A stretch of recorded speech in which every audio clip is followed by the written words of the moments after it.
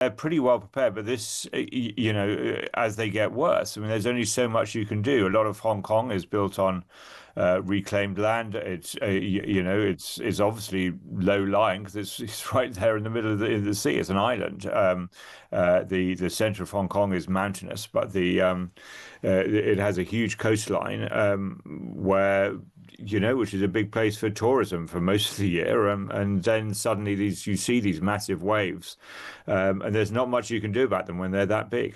At least 25 people are now reported to have died as a result of a typhoon which has swept across China.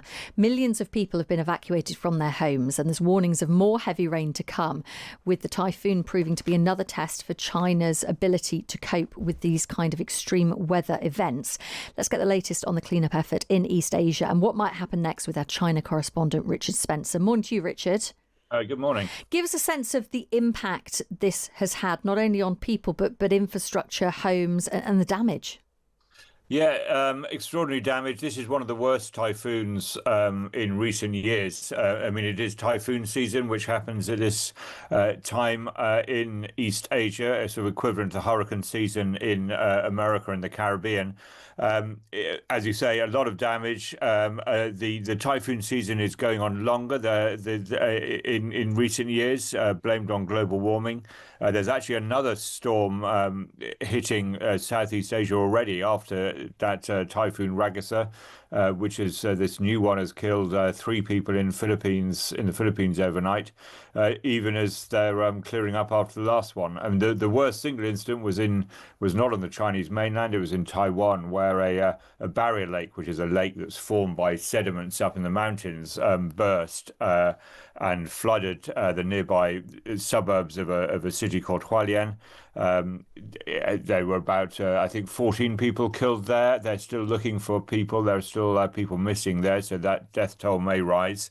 And of course, huge economic damage across Hong Kong and southern China. This is the manufacturing center of the world, if you like. That province of Guangdong that sort of Hong Kong sits off the edge of in China, where all the sort of massive iPhone factories and textile factories that export around the world are.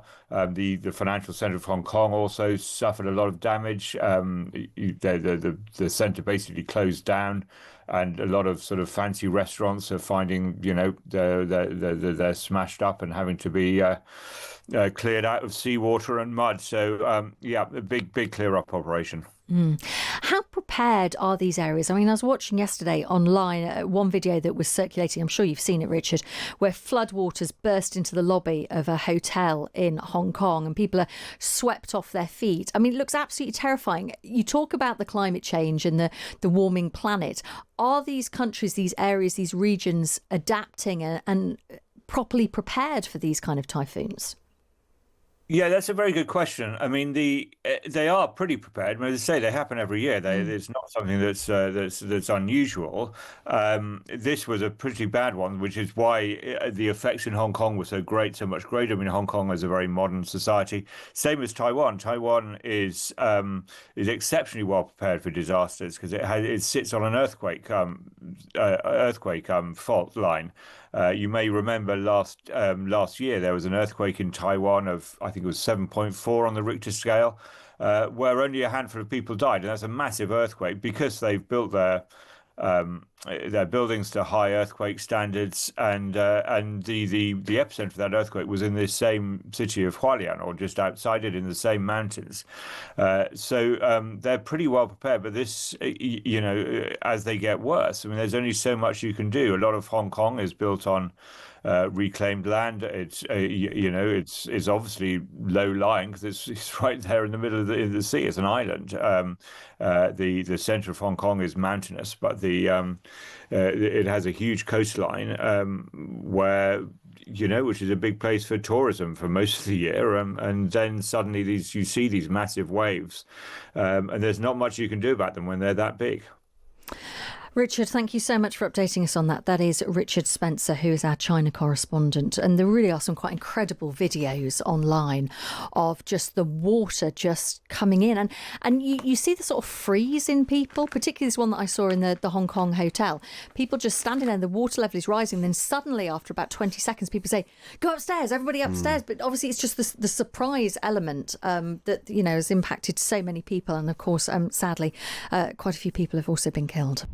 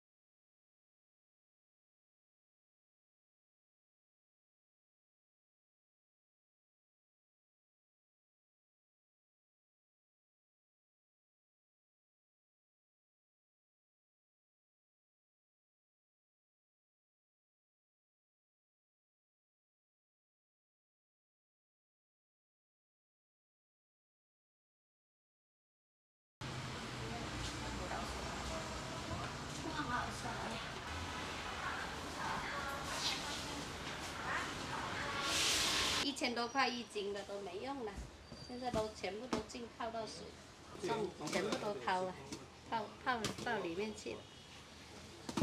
来这里10几年都没这么厉害过，以为这些凳子一叠高就叠高一点就没事，现在都泡过我们想象的，泡到这里来呀，全部叠这么高都没用啊。昨天你看，都泡到这里。我不敢动。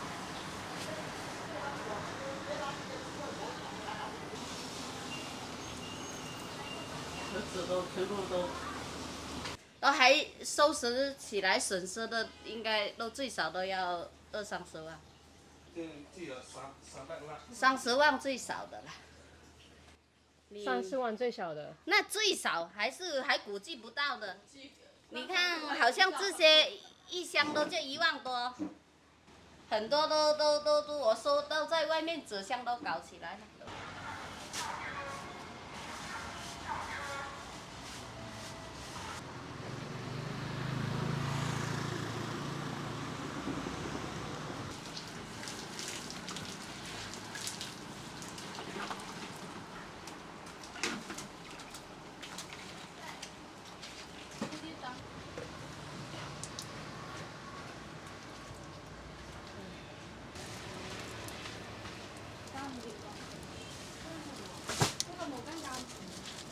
疫情后生意都特别难做啊，加上去年比今年还难做，所以我们现在做都是亏本的，基本都是亏的，铺租贵，明白没有？铺租又贵，要人工，我们做老板的完全的是没有收入的，是帮打工仔赚的1分钱，帮这个什么房东赚的钱，真是没钱。加上你现在进一下就没了，对吧？做老板的真的是超难。